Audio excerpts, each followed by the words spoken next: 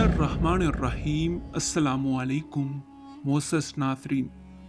नाज़रीन इकराम, सल्तनत उस्मानिया की पहली फ़ौज के लिए ये फ़ैसला किया गया कि ईसाई असीरान जंग में से 10-12 साल के कुव्वी और होनहार लड़कों की एक तादाद मुंतखब करके इस्लाम में दाखिल की जाए और फिर बाकायदा फ़ौजी तालीम देकर इनकी एक मुस्तकिल फ़ौज कायम की जाए।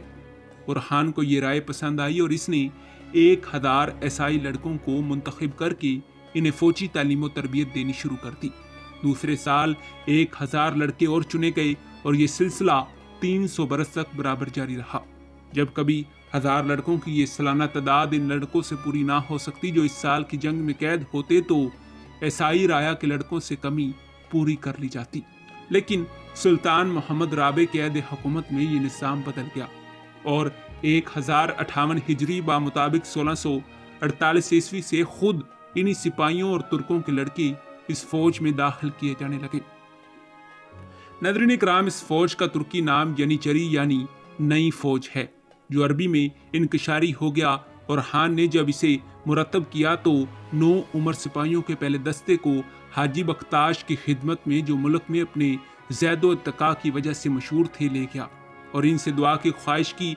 हाजी मसूफ ने इस फौज के लिए फतह और नसरत की दुआ की और इसका नाम यनीचरी रखा।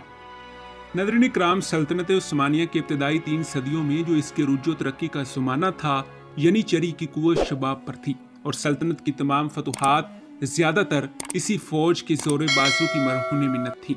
जो लड़के इस फौज के लिए मुंतखब किए जाते थे, पहले इन्हें ऐसे माहौल में रखा जाता था कि वो खुद ब खुद इस्लाम की तरफ माइल हो जाए।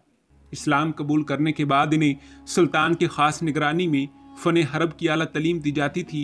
इनकी फ़ौजी तरबियत में हद दर्जा सख्ती बरती जाती थी, जिसका नतीजा ये था कि वो हर किस्म की शिदायत को बआसानी बर्दाश्त कर लेते थे। अपने वालिदैन, वतन और मजहब से छूटने के बाद इनकी तमाम तर उम्मीदें सुल्तान की अतात, दौलत उस्मानिया की खिदमत और इस्लाम की हमायत से वाबस्ता हो जाती थी और यही इनकी ज़िंदगी का नस्बुलैन था। सुल्तान को इन पर पूरा एतमाद था और वो हमेशा इनको इनाम इकराम से सरफराज करता रहता था। नाज़रीन इकराम, यनीचरी के बाद अलाउद्दीन ने दूसरी फ़ौजों की तंजीम शुरू की।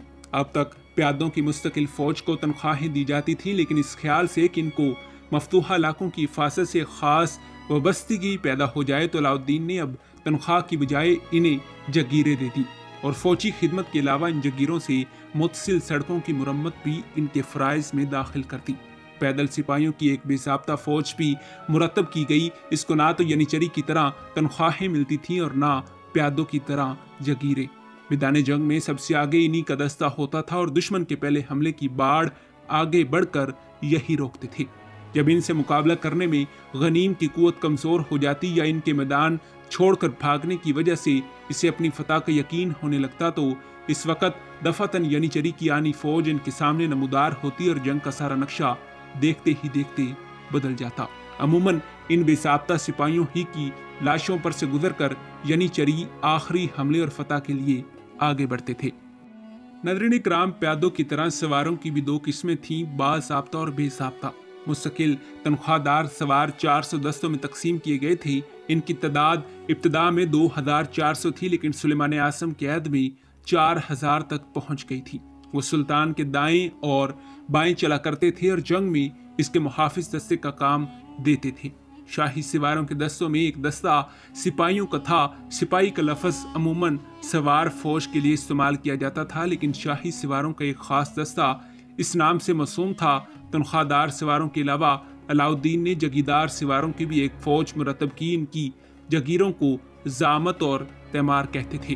तनख्वाहदार और जगीरदार सवारों के अलावा बेज़ाब्ता सवारों की भी एक फ़ौज थी जो अकंजी कहलाती थी।